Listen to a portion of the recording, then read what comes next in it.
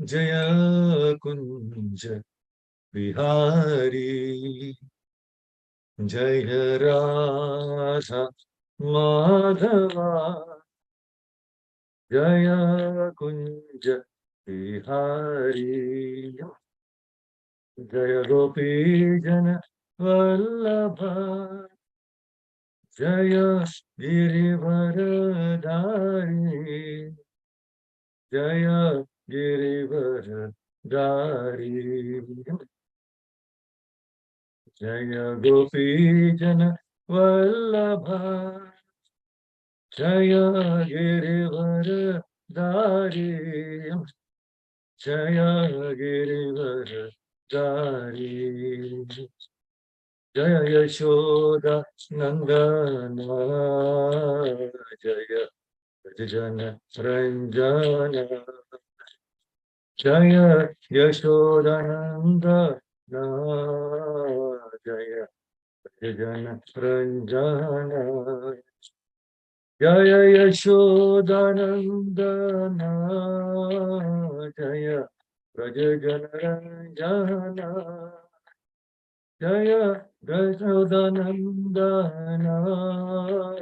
जय ब्रज जन रंजन, जय यमुना चिरवनचारी, जय कुंज बिहारी, जय यमुना चिरवनचारी, जय कुंज बिहारी, जय यमुना चिरवनचारी, जय कुंज बिहारी, जय यमुना तिरुवनचारी, जय कुंज बिहारी, हरे कृष्ण कृष्ण कृष्ण हरे हरे, हरे राम राम राम हरे हरे, हरे कृष्ण कृष्ण कृष्ण हरे हरे, हरे राम राम राम हरे हरे, हरे कृष्ण कृष्ण कृष्ण हरे हरे, हरे राम राम राम हरे हरे, हरे कृष्ण कृष्ण कृष्ण हरे हरे, हरे राम राम राम हरे हरे। नाम संकीर्तन की जाए। राधा माधव की जय, नरसिंह भगवान की जय, पंचतत्व की जय, षड गोस्वामी की जय, गुरु परंपरा की जय, श्री गुरुपाद की, श्री गुरुदेव। ओम नमो भगवते वासुदेवाय, ओम नमो भगवते वासुदेवाय, ओम नमो भगवते वासुदेवाय, नारायणं नमस्कृत्य नरं चैव नरोत्तमं, देवीं सरस्वतीं व्यासं ततो जयम् उदीरयेत्. Before reciting the Srimad Bhagavatam, which is a very means of conquest, one should offer respectful obeisances unto the personality of God Narayana, unto Narayana Rishi, the supermost human being, unto Mother Saraswati, the goddess of learning, and unto Srila Vyasadeva, the author. Nashtaprayesha Bhadreshu Nityam Bhagavata Sevaya Bhagavati Uttama Shloke Bhaktir Bhavati Naishtiki. By regular attendance in classes of Bhagavatam and by rendering of service to the pure devotee, all that is troublesome to the heart is almost completely destroyed. And loving service unto the personality of Godhead, who is praised with transcendental songs, is established as an irrevocable fact. Hare Krishna, Prabhu Mataji, welcome all of you. Thank you for joining and keeping the appointment with Krishna today. So we'll be discussing verse number 3rd canto, 24th chapter, verse number 45. So renunciation by Kardama Muni. It's very wonderful chapters. So let us recite the words.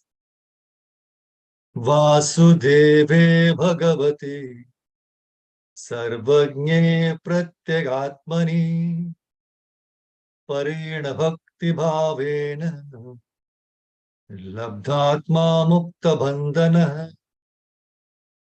Vasudeve Bhagavati Sarvajñe Pratyagatmani Parena Bhakti Bhavena Labdhatma Mukta Bandhana.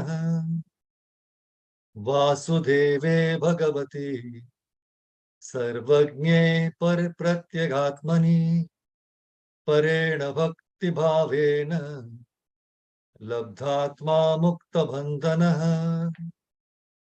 Anybody would like to recite, please?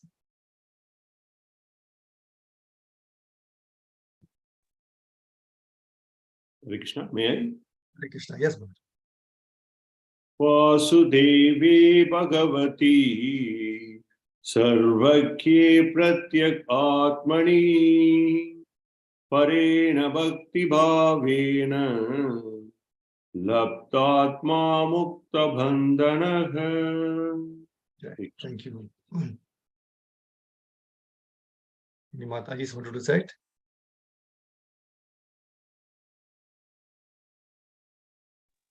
Hare Krishna, shall I recite? Yes, Mataji. Vasudeve Bhagavati Sarvajñe Pratyagatmani Parena Bhakti Bhavena Labdhatma Mukta Bandhana. Thank you, Dhanyavad. Mataji. Thank you. Okay. So we go to the word-to-word meaning. Vasudeve, to Vasudeva.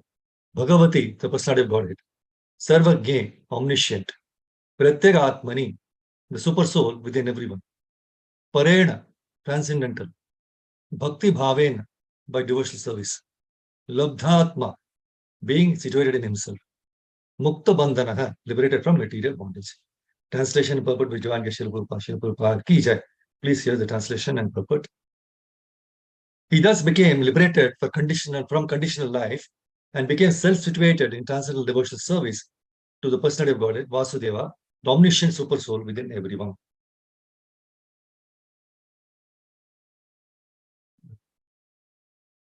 When one engages in the transcendental devotional service to the Lord, one becomes aware that his constitutional position as an individual soul is to be eternally a servitor of the Supreme Lord, Vasudeva.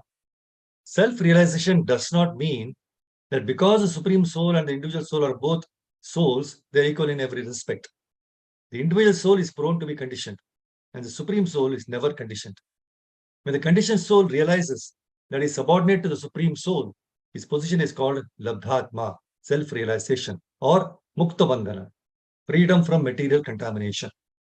Material contamination continues as long as one thinks that he is as good as the Supreme Lord or is equal with him. This condition is the last snare of Maya. Maya always influences the conditioned soul. Even after much meditation and speculation, if one continues to think himself one with the Supreme Lord, it is to be understood that he is still in the last snares of the spell of Maya. The word parena is very significant. Para means transcendental, untinged by material contamination. Full consciousness that one is an eternal servant of the Lord is called para bhakti. If one has any identification with material things and executes devotional service for attainment of some material gain, that is vidha bhakti, contaminated bhakti. One can actually become liberated by execution of para bhakti. Another word mentioned here is sarvajñe. The super soul sitting within the heart is all cognizant. He knows. I may forget my past activities due to the change of body, but because the Supreme Lord as Paramatma is sitting within me, he knows everything. Therefore, the result of my past karma or past activities is awarded to me. I may forget, but he awards me suffering or enjoyment for the misdeeds or good deeds of my past life. One should not think that he is freed from reaction because he has forgotten the actions of his past life. Reactions will take place. And what kinds of reactions there will be is judged by the super soul, the witness. Jai Srila Prabhupada transcendental purport, Gita. What a wonderful purport, right? Om Gyantimirandasya Jnananjana Chakshurunmilitam Yena Tasmai Shri Gurave Namaha. Om Vishnupadaya Krishna Preshthaya Bhutale Srimate Bhaktivedanta Swaminiti Namine Namaste Saraswate Devi Gauravani Pracharane Nirvishesh Shunyavadi Paschati Deshatarane Jai Shri Krishna Chaitanya Prabhu Nityananda Shri Advaita Gadadhara Srivasadi Gaura Bhakta Hare Krishna Krishna Krishna Hare Hare Hare Rama Rama Rama Hare Hare Yonta Pravishya Mamavachi Imam Prasuptam Sanjeevayate Klishakti Anyam Chahasta Charana Shravato Gadin Prananaho Bhagavate Purushaya Tubhyam Namo Vishnu Vishnu Vishnu Bhutale Srimati Mahavishnu Swami Namne Namo Vishnu Vishnu Vishnu Bhutale Srimati Bhakti Viram Swami Virushashwami Pachadasana Jai Krishna. So Hare Krishna Gurus Mataji, thank you for joining and welcome all of you for this Bhagavatam session. So we are discussing the verse from 3rd canto 24th chapter, verse number 45. See, ignorance is bliss. It's a popular motto, nowadays. But it's a fact, because the pleasure account of each and every one of us is not eternal. It is gradually running out of credit. Isn't it? So at one point, there will be no more pleasure left for us. Then what? See, getting into temporary happiness, we may think that we are enjoying. But we should consider that if we are getting enthusiastic about something that is harmful to us, that may be because the fire of desire is burning our head. See, while describing the rainy and autumn season in Vrindavan, Shukadeva Goswami says in Bhagavatam, 10th canto, 27th chapter, verse numbers 37 and 38, the fish swimming in the increasingly shallow water did not at all understand that the water was diminishing. Just as a foolish family man cannot see how the time they have left to live is diminishing with every passing day. Just as a miserly, poverty-stricken person is very much absorbed in his family life, suffers because he cannot control his senses. The fish swimming in the shallow water had to suffer the heat of the autumn sun. Correct. So there is an effect. See, you should understand there is an effect of the autumn sun, that it makes the water in the lakes and rivers evaporate sometimes so much that the fish are getting stranded on the shore. In the same way, we may also end up feeling helplessly stranded at death if we foolishly remain scorched under the burning sun of family sense gratification for the rest of our lives. If we choose to let ourselves be enamored by the glittering material energy, we forget our real compassionate nature, which is shown by our willingness to share the gift of Krishna consciousness with others.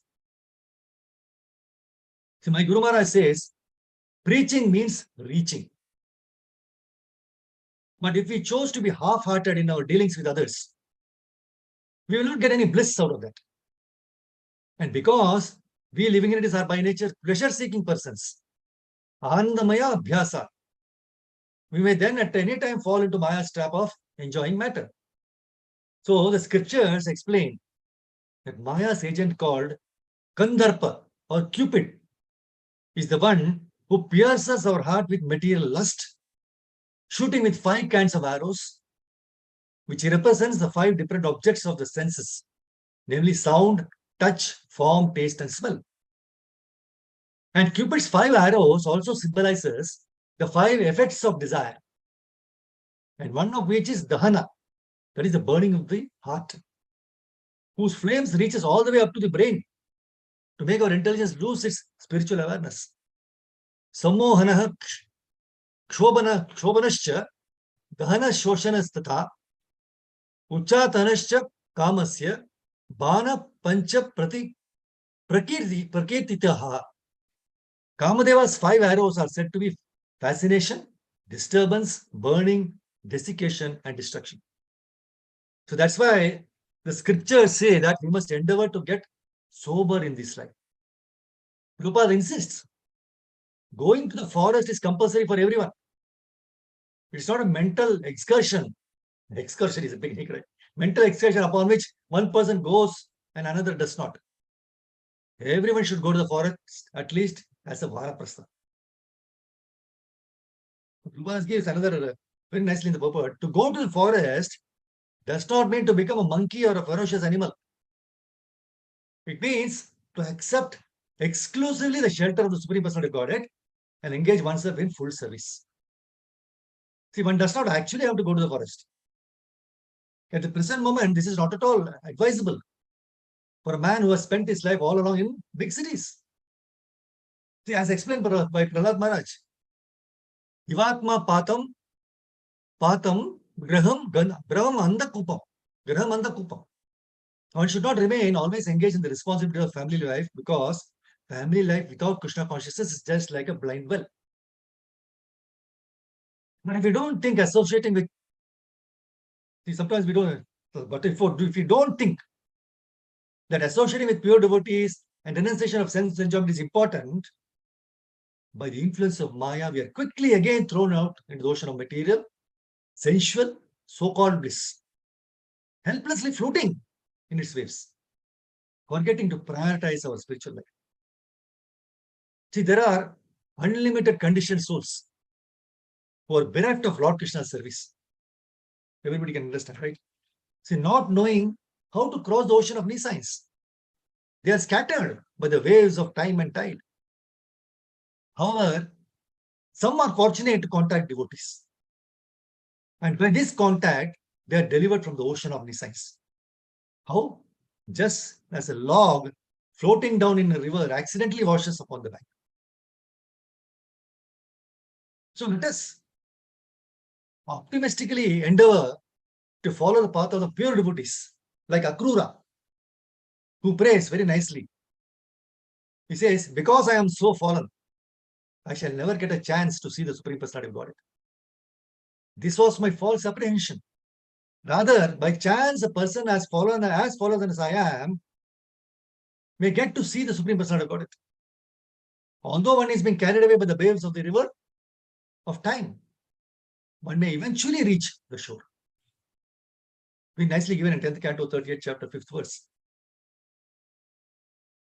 See, this chapter only, the 42nd verse, where Maitreya Muni, while describing the renunciation of Kardama Muni, this is a chapter of renunciation of Kardama Muni, Maitreya Muni says to Vidura, the sage Kardama accepted silence as a vow in order to think of the Supreme Personality of God and take shelter of him exclusively. Without association, he traveled over the surface of the globe as a sannyasi, devoid of any relationship with fire or shelter. You know what is vow? Vow means we take a promise and no. Vow means practice. My Guru Maharaj says vow means practice. See, mere knowledge is mental concoction. Only when we practice, things become practical. Practice is hidden in the word practical. See, our scriptures say, Matru Devo Bhava, Pitru Devo Bhava. So we should respect our elders and parents. And if we don't respect them, then there is no use in simply knowing the scriptural instruction. Correct? That's why Prabhupada very nicely defines what is Vratam. Vratam in his purport in this verse. He says, Vratam means that one should take a vow as explained in Bhagavad Gita. Amanitvam Adam Bhitvam. Without hankering for personal respect and without being proud of one's material position. So this is a very important point to remember. That is, without hankering for any personal respect and without being proud of one's material position. See, just because we are undergoing some vratam, we must not consider ourselves greater than others and should not expect others to respect us. So observing Mauna Vrata is not for fashion. See, nowadays we find politicians doing Mauna Vrata, fasting from food, etc. Their motive is to undergo such vows for increasing their name and fame. We should understand the underlying principles of vow, these to practice and thereby regulate our lives and please the Lord. See, in case of Kardama Muni, he took silence as a vow. So Prabhupada very nicely says, unless one becomes silent, he cannot think completely about the pastimes and activities of the Lord. Unless one becomes silent. So it is not that because one is a fool and cannot speak nicely, he therefore takes the vow of Mona. Rather, one becomes silent so that people will not disturb him. It is said by Chanakya Pandita that a rascal appears very intelligent as long as he does not speak. Speaking is the test. Silence means we completely wind up ourselves from useless talks. What is silence? Silence means we completely wind up ourselves from useless talks. Instead of wasting time and energy in useless topics, we should simply engage ourselves in glorifying the Lord. This is real Vrta. So Karna Muni, after accepting Mauna Vrta, he traveled all over the globe without any relationship with fire or shelter. See, the words Anagnir in the above in this verse means without fire, and Aniketanaha means without shelter. So in the purport, Prabhupada says how the sannyasi should lead his life. A sannyasi should be completely detached from fire and any residential quarters.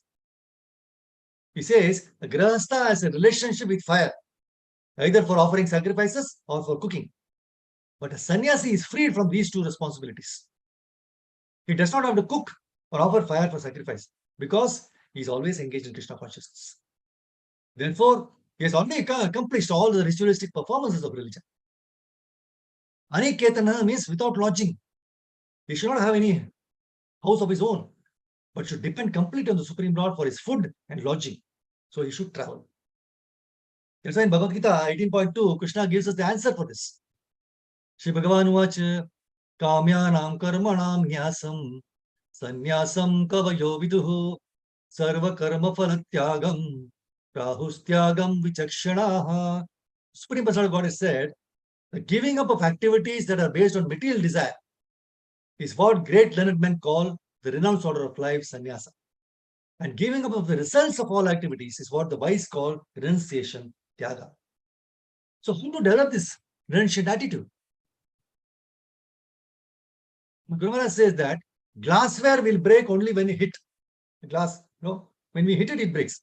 But our body will break just like that. So this is about how to develop this renunciant attitude. Huh? So he gives the example of glassware.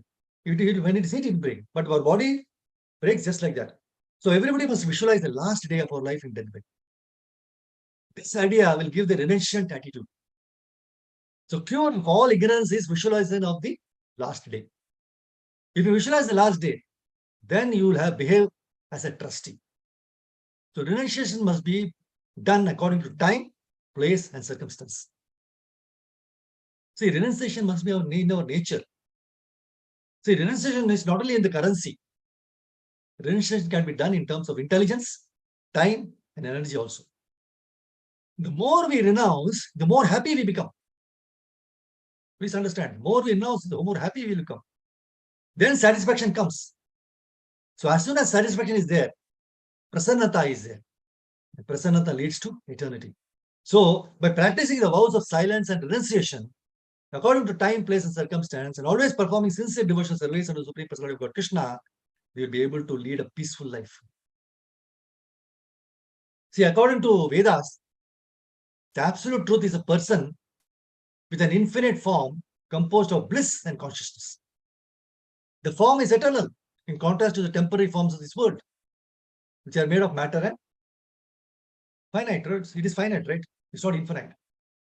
See, the form of Parabrahman is non-material and hence cannot be seen by our material senses. One can understand Parabrahma, the Lord's form, only from Vedic literature, Shabda Brahma. That's why in Bhagavatam, it says 6:16:51, I am the form of the transcendental vibrations like Omkara and Hare Krishna, Hare Rama, and I am the Supreme Absolute Truth. These two forms of mine, namely the transcendental sound and the eternally blissful spiritual form of the deity, are my eternal forms. They are not material. See, also the great sages, they meditate on the beautiful form of Parabrahman to become free from the attraction to material beauty and to see the Lord's beauty in person. That's why in the 43rd verse in this chapter, Gardamuni meditated on the Supreme Brahman. What did he do? He fixed his mind upon the Supreme Personality of God, Parabrahman, who is beyond cause and effect, who manifests the three modes of material nature, who is beyond those three modes, and who is perceived only through unfailing devotional service. See, the purport Prabhupada mentions, Kardama Muni, he fixed his mind on the Supreme Brahman and realized him through bhakti or devotional service. So he fixed his mind on the Supreme Brahman and realized, how did he realize? Through bhakti, that is devotional service. So this indicates that he fixed his mind on the personal feature of the Lord, because bhakti cannot be executed unless one has realization of the personal feature of the absolute truth. So in Bhagavatam, we see that once the four Kumaras, they went to Vaikuntha to have the Lord's darshan. They were completely self-realized souls and had no attraction for any kind of material beauty. But they were stopped by the gatekeepers, Jaya and Vijaya. The Kumaras were offended by this and cursed the gatekeepers. At that time, Lord Hari came out to apologize to the Kumaras. Now what happened? Just see, the Kumaras saw the Lord's beauty and they were astonished. They meditated on his form again and again and again and attained great bliss and satisfaction. Immersed in his beauty, they forgot the fact that they were offended by the gatekeepers. And instead of complaining to the Lord about their ill treatment, they started offering wonderful prayers, glorifying the Lord's beauty. So this incident reveals the exalted nature of the Lord's form and how his beauty is non-material. That's why the Shruti mantras, Mundaka Upanishad 317, confirms that his form is infinitely great, Brihat. His form is infinitely great and exalted, that is Brihat. The beauty, Divyam, of his form is inconceivable, Achintyam. His form is subtler than the subtlest, and is very far as well as near. The enlightened one, they seize him in their hearts. So thus, this Parabrahman's form and beauty is infinitely great and exalted. His beauty is so great, Brihat, and exalted, that even the great sages who have no attraction to worldly beauty are attracted to him. See, there are some wonderful verses spoken by Narada Muni in 4th canto, 8th chapter, especially the 50th verse, describing the form and glories of Supreme Lord. And by meditating on those instructions of Narada Muni to Dhruva Maharaj, we'll come to know how to become steady in devotional service. First point is, we should surrender to Krishna. Be fully dependent on him without any reservations.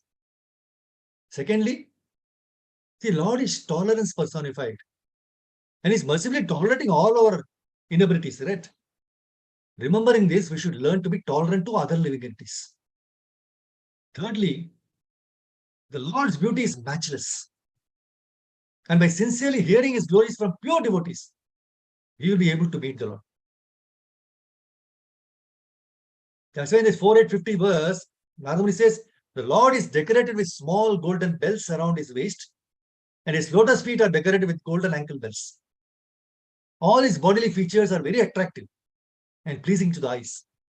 He is always peaceful, calm, and quiet, and very pleasing to the eyes and the mind.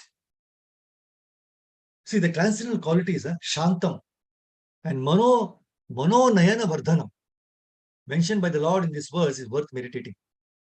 Shanta, just by saying Shanta, we should be peaceful, right? In the word-to-word equivalence, Prabhupada very nicely translates the meaning of this word as peaceful, calm, and quiet. Shanta means peaceful, calm, and quiet. Lord is Atma Rama, self-satisfied, and is very tolerant. So he is always Shanta, peaceful, calm, and quiet. So in order to be steady in devotional service, it's very important for us to meditate and imbibe these qualities. So how to be Shanta? The importance of being tolerant even to people who offend us. Very important point. The importance of being tolerant even to people who offend us. So when we practice tolerance, automatically we become Shanta. Shanta means calm, quiet, and peaceful. When we are not tolerant, what happens? We become agitated and noisy and lose our peace of mind.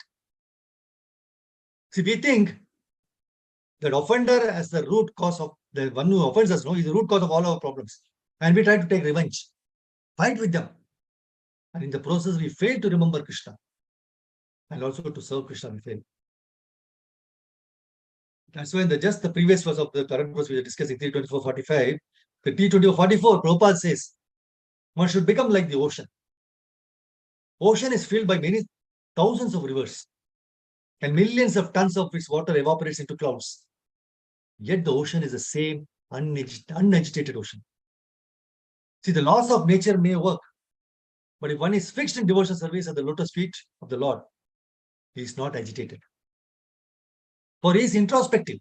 He does not look outside to material nature, but he looks into the spiritual nature of his existence. How? With a sober mind. He simply engages in the service of the Lord.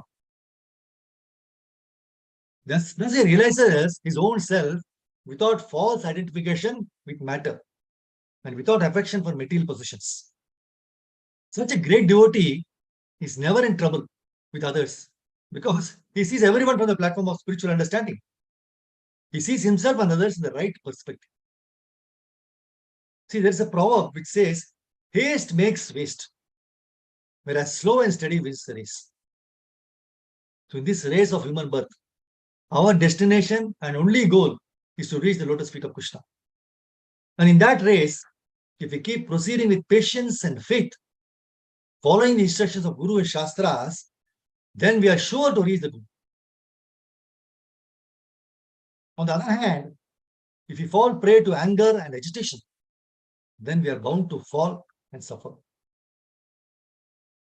See, when we are satisfied with whatever the Lord blesses us with, then we are Shanta. But we want more and more greedy, So when we keep on hankering for more and more, then what happens? We will always be in anxiety. We don't get what we hanker for.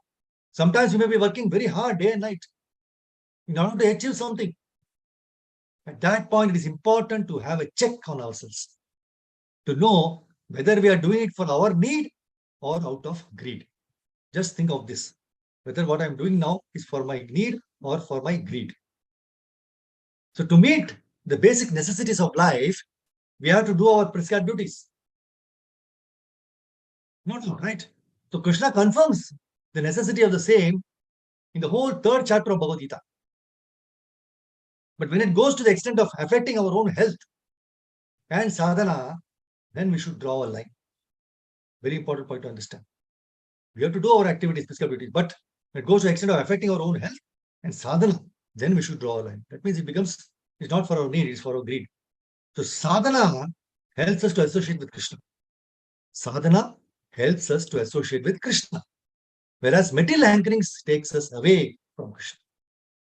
That's why Prabhupada, in 4th canto, 24th chapter, 20th verse, he says, a devotee's mind is always calm, quiet, and desireless because he's always anya bilashita shunyam, having no desire other than to serve Krishna as his personal servant. Not only personal servant, as a friend, as a father, mother, or conjugal lover. So due to his association with Krishna, the devotee is always very calm and cool. So this association with Krishna is very important. It's also significant that within that reservoir of all the aquatics, the aquatics were also very calm and quiet. Because the disciples of a devotee have taken shelter of a great soul, they become very calm and quiet and are not agitated by the waves of material world. See, in the 4th canto, 12th chapter, 18th verse purport, Prabhupada says, due to constant engagement in devotional service. How? By hearing, chanting, remembering, worshipping, as prescribed in the 9 varieties, right? There are different symptoms. There are different symptoms which appear in the body of a devotee. These 8 bodily transformations, which indicate that a devotee is already liberated within himself, are called Ashta Sattvika Vikara. See, when a devotee completely forgets his bodily existence, he should be understood to be liberated. He is no longer engaged in the body, not engaged, engaged in the body. See, an example is given. Prabhupada gives a very nice example. He says, when a coconut becomes completely dry, the coconut pulp within the coconut shell separates from the bondage of the shell and the outer covering. So by moving the dry coconut like this, one can hear the pulp within is no longer attached to the shell or to the covering. Similarly, when one is fully absorbed in devotional service, he is completely disconnected from the 2 material coverings. That is the subtle and gross bodies. Dhruva Maharaj actually attained this stage of life by constantly engaging devotional service, discharging devotional service. He's already been described as Mahabhagavata. For once one becomes a Mahabhagavata or first class devotee, first class pure devotee, these symptoms are not visible. Lord Chaitanya exhibited all these symptoms. Thakur Haridasa also exhibited them. There are many pure devotees who manifested such bodily symptoms, but they are not to be imitated. But when one is actually advanced, these symptoms are exhibited. At that time, it is to understood that the devotee is materially free. See, from the beginning of devotional service, the path of liberation immediately opens. Just as the coconut taken from the tree immediately begins to dry, it simply takes some time for the shell and pulp to separate from one another. Mukta means liberated, and linga means the subtle body. When a man dies, he quits the gross body, but the subtle body of mind, intelligence, and ego carries him to a new body. So while existing in the present body, the same subtle body carries him from one stage of life to another. For example, we're talking about the question from childhood to boyhood by mental development. Now, this mental condition of a baby is different from that of a boy. The mental condition of a boy is different from that of a young man. And the mental condition of a young man is different from that of an old man. So you can see the same body also, it goes on changing, right? So at death, the process of changing bodies takes place due to the subtle body. That is the mind, intelligence, and ego. They carry the soul from one gross body to another. So this is called transmigration of the soul. But there is another stage when one becomes liberated even from the subtle body. At that time, the living entity is competent and fully prepared to be transferred to the transcendental or spiritual world. So the description of the bodily symptoms of Dhruva Maharaj makes it apparent that he became perfectly fit to be transferred to the spiritual world. See, one can experience the distinction between the subtle and gross bodies even daily. In a dream, one's gross body is lying on the bed, while the subtle body carries the soul, the living entity, to another atmosphere. But because the gross body has to be continued, the subtle body comes back and settles in the present gross body. Therefore, one has to become free from the subtle body also. And this freedom is known as Mukta Linga. Ajamila was trained as a proper Brahmana from birth. Now, he was properly situated in service to the spiritual master, elders like his father and Supreme Person of Godhead, right? But due to his association with a prostitute, he gave up his Brahminical engagements and became a servant of Lord's illusory energy, Maya. See, there are two kinds of servants: Maya's servants and Krishna's servants. Every living entity is originally a servant of Krishna. Lord Chaitanya Mahaprabhu himself affirms, he tells that Jivara Swarupahaya Krishna Nitya Dasa. So the constitutional position of the living entity is to be an eternal servant of Krishna. In this world, everyone is trying to be master. Individually and collectively, everyone is trying to assert himself. I am the Lord of all, I survey. But this attitude is futile, because by nature, everyone is a servant. Instead of becoming a servant of Krishna, we have become a servant of our senses. In either case, we are servants, correct? Therefore, those who are really intelligent, they think, if I have to work as a servant, why not be a servant of Krishna? Only the Krishna conscious devotee is a very intelligent, sane person, because he accepts his natural position as a servant of Krishna. Say, in the body of a deer, Bharat Maharaj, he began to lament. What misfortune I have fallen. I have fallen to the path of the self-realized. I gave my real sons, wife, and home to advance in spiritual life. And I took shelter in a solitary holy place in the forest. I became self-controlled and self-realized. And I engaged constantly in devotional service, hearing, thinking, chanting, worshipping, and remembering Supreme Personality of Godhead. I was successful in my attempt. So much so that my mind was always absorbed in devotional service. Now what he says is, however, due to my personal foolishness, my mind again became attached, this time to a deer. Now I have obtained the body of a deer and have fallen far from my devotional practices. So due to the stringent execution of devotional service, Maharaj Bharat He could remember the activities of his past life and how he was raised to spiritual platform. But due to his foolishness, he became attached to an insignificant deer and thus fell down and had to accept the body of a deer. So this is very significant for every devotee.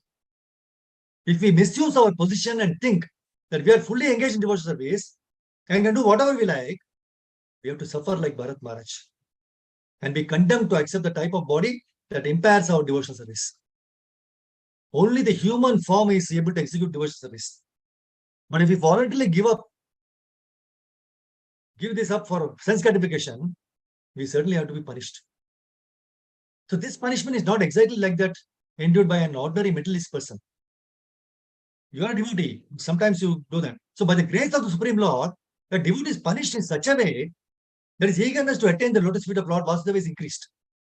So by his intense desire, he returns home in the next lifetime.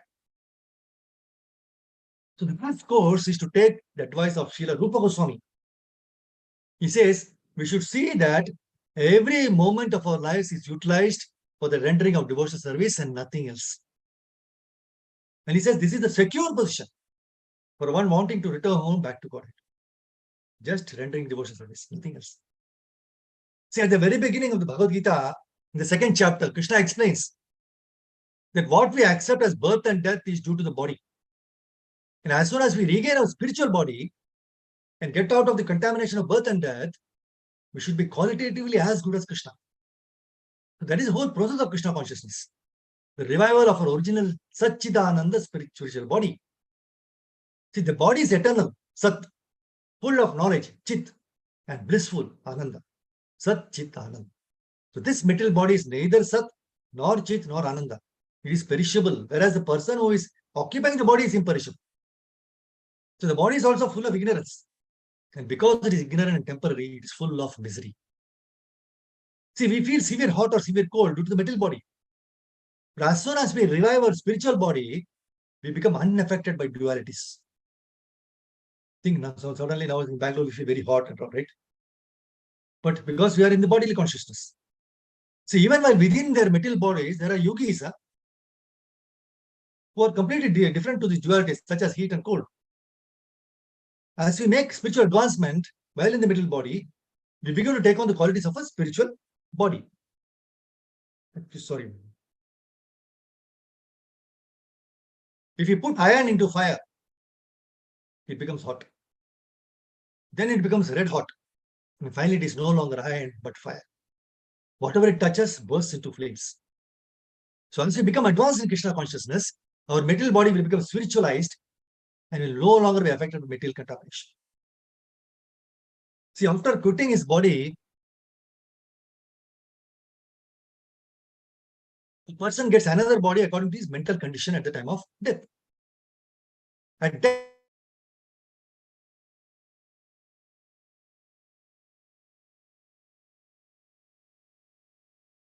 because Bharat Maharaj is always thinking of the deer, forgetting his worship of the Supreme Lord, he acquired the body of a deer. However, due to his having been elevated to the topmost platform of devotional service, he did not forget the incidents of his past life. So this special benediction saved him from further deterioration. Now, due to his past activities in devotional service, he became determined to finish his devotional service even in the body of a deer. He therefore said in the verse, I think this verse is 5:8:27, Mritam, although he had died, Anu afterwards, Na Mrita Janma Sir Itravat. He did not forget the incidents of his past life as others forget them. As stated in Brahma Samhita, Karmani Nirdahati Kintucha Bhakti Bhajam. It is proved that due to the grace of the Supreme Lord, a devotee is never vanquished. Due to his willful neglect of devotional service, a devotee may be punished for a short time, but he again revives his devotional service and returns home back to Godhead. See, the argument may be given that if a living entity was subject to the results of his previous activities, very nice argument, right? See, suppose a living entity is subject to results of his previous activities, then there would be no scope for free will. Because once having committed a sinful action, we feel that we will be bound in an endless chain of suffering, perpetually subject to previous actions. So according to the speculation, there cannot be just and this God, right? No, since the living entity is forced to commit sinful activities by the reactions of his previous activities, which were reactions to still previous activities. I don't know how many janmas, right? Now, since even an ordinary gentleman will not unfairly punish an innocent person, how could there be a God witnessing the helpless suffering of the conditioned soul within this world? So this is a foolish argument by some people. So now, normal gentleman will not punish because he knows that he became compassionate. So God is seeing from Janma, this suffering soul because of simple actions, but is still not being intervened. This is a foolish argument. Can be refuted by a practical example. See, if I purchase a ticket, but Prabhupada says in the purport of 1136, he says, if I purchase a ticket for an airline flight, board the plane and commence the flight. Once the plane has taken off, my decision to board the plane forces me to continue flying until the plane lands. But although I am forced to accept the reaction of this decision, I have to go to the plane, on board the plane, I have many new decisions I can make. I may accept the food and drink from the stewardess or reject it. I may read a magazine or newspaper. I may sleep, walk up and down the aisle, converse with other passengers, and so on, right? Although the general context, that is flying to a particular city, is forcibly imposed upon me as a reaction to my previous decision to board the plane. Even within that situation, I am constantly making new decisions and creating new reactions. For example, if I cause a disturbance on the airplane, I may be arrested when the plane lands. On the other hand, if I make friends with the businessman sitting next to me on the plane, such a contact may lead to a favorable business transaction in the future. Similarly, although the living entity is forced to accept a particular body by the laws of karma, within the human form of life, there is always scope for free will and decision making. Therefore, the Supreme Personality of Godhead cannot be considered unjust for holding the living entity in human life responsible for his present activities, despite the living entity undergoing the reactions of his previous work. So, according to Srila Vishwanath Chakravarti Thakura, the influence of Maya is so strong that even in a hellish condition, the proud conditioned soul thinks that he is enjoying life. So, the actions and reactions of all works in the material modes of nature, either in the minute form or in the gigantic form, are accumulated, and thus the result of such accumulated actions and reactions of karma or work become manifested in the same proportion. How such actions and reactions take place, what the different positions are, and in what proportion they act are all subject matters of Maharaj Parikshit's inquiries from the great Brahmana Shukadeva Goswami. See, life in the higher planets, known as the abodes of the denizens of heaven, is obtained not by the strength of spacecraft, going by rockets, no, but by works done in the mode of goodness. See, even on the very planet which we are, there are restrictions upon the entrance of foreigners into a country where the citizens are more prosperous. For example, in America, they have many restrictions for the entrance of foreigners from less prosperous countries. The reason is that the Americans do not wish to share the prosperity with any foreigner who has not qualified himself as a citizen of America. Similarly, the same mentality is prevailing in every other planet where there are more intelligent living beings residing. So the higher planetary living conditions are all in the mode of goodness. And anyone desiring to enter the higher planets, like the moon, sun, Venus, must qualify thoroughly by activity in complete goodness. So Maharaj Parikshit's inquiry is on the basis of proportionate actions of goodness, which qualify one in this planet to be promoted to the higher stages, is very apt. So even on this planet of our present residence, one cannot achieve a good position within the social order, right? Without being qualified with proportionate good work. One cannot forcibly sit on the chair of a high court judge without being qualified for the post. Similarly, one cannot enter into the higher planetary systems without being qualified by good works in this life. Persons addicted to the habits of passion and ignorance, they have no chance of entering the higher planetary system simply by electronic mechanism, not possible. See, according to the statement of Bhagavad Gita 9.25, Persons trying to qualify themselves for promotion to higher heavenly planets can go there. Similarly, persons trying for Pitralokas, they can go there. Persons trying to improve the condition on this earth can also do that. And persons who are engaged in going back home, back to God, can achieve the result. So the various actions and reactions of work in the mode of goodness are generally known as pious work and devotional service. Culture of knowledge with devotional service, mystic powers with devotional service, last but not the least, devotional service unmixed with any other varieties of goodness. So this unmixed devotional service is transcendental and is called Parabhakti. We heard this 45th verse, right? Parabhakti. This alone can promote a person to the transcendental kingdom of God. So such a transcendental kingdom is not a myth, but it's factual as the moon. One must have transcendental qualities to understand the kingdom of God and God himself. That's why in the current verse, 324:45 purport, the last paragraph purport says, another word mentioned here is Sarvagya. There is super soul sitting within the heart is all cognizant. He knows. I may forget my past activities due to the change of body. But because the Supreme Lord is Paramatma is sitting within me, he knows everything. Therefore, the result of my past karma or past activities is awarded to me. See, I may forget, but he awards me suffering or enjoyment for the misdeeds of good deeds of my past life. One should not think that he's freed from reaction because he has forgotten the actions of his life. We think that because I don't remember the past activities, so nothing, no reaction will be. No reaction will take place. And what kind of reactions there will be judged by the super soul witness.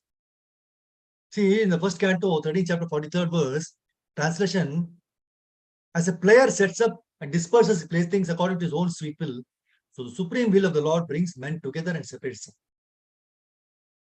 See, we must know for certain, Prabhupada says in the purport very nicely, that the particular position in which we are now set up is an arrangement of the supreme will in terms of our own acts in the past. The Supreme Lord is present as the localized Paramatma in the heart of every living being. As it is said in Bhagavad Gita 13.23, and therefore he knows everything of our activities in every stage of our lives. He rewards the reactions of our actions by placing us in some particular place. A rich man gets his son born with a silver spoon in his mouth. But the child who came as a rich man's son deserved such a place. Therefore, he is placed there by the will of the Lord. And at a particular moment, when the child has to be removed from that place, he is also carried by the will of the Supreme. Even if the child of the father does not wish to be separated from the happy relation.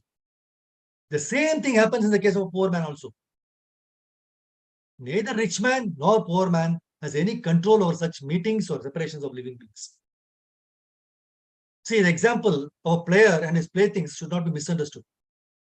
One may argue that since the Lord is bound to award the reactionary results of our own actions, the example of a player cannot be applied, but it's not so. We must always remember that the Lord is the supreme will and he is not bound by any law.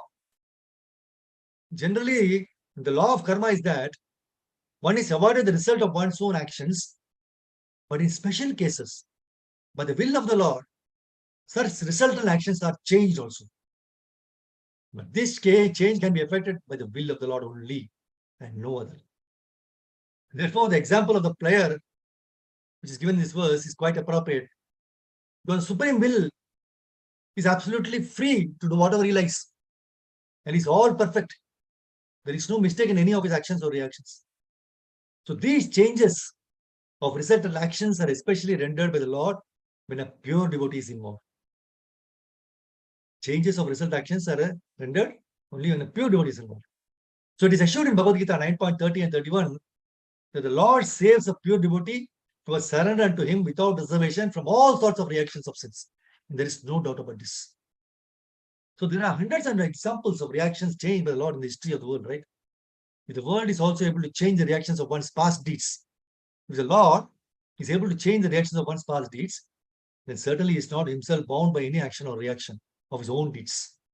He is perfect and transcendental to all laws. Let's stop here. Kanatra Srimad Bhagavatam ki jai. Srila Prabhupada ki jai. Srila Gurudev ki jai. Thank you, Mataji. Hare Krishna. Vancha kalpaturvish kripa sandhuvish patitam. If you have any questions or anything to share, can do that. Thank you very much. Hare Krishna. Hare Krishna, Prabhuji. Hare Krishna, Mataji. You have made the day for all of us, Prabhuji. And I'm feeling sad that why all our Bhagavatam students did not join this. It is, they have missed out all the best things, Prabhuji. Of course, they are all bound by their own domestic constraints or whatever it is, but we are blessed. The people who have attended the class today, they have savored the nectar of your discourse. The example of that coconut was simply astounding, because we just use coconut and this and all that, but the way you have beautifully put it across and you have connected it for a common man to understand the nuances, it's hats off to you, Prabhuji. Thank you for enlightening us. Hare Krishna, Hare Hare Krishna, Krishna, Mataji. Thank you very much. Hare Krishna. Hare Rama, Rama Rama, Hare Hare. Thank you. Thank you, Mataji. Hare Krishna. Anything else? Anybody else want to share anything or any questions?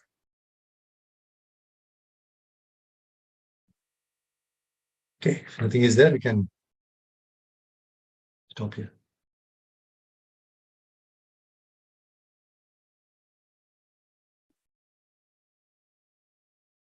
Thank you very much for your Matajis for taking your time out and hearing Srimad Bhagavatam. So definitely, if you hear Bhagavatam, the whole day will be so wonderful and so peaceful. So these three things, I think you will become Shanta, that's peaceful, calm, and quiet. These three words, when you recite these three words only, we feel very nice. Peaceful, calm, quiet. Right. You always like to have such a place, correct? Quiet place, calm place. But sometimes even if you are in a calm place, it's all in the mind actually. Your mind should be calm. You may say, feel that this place is not good, so much of noise.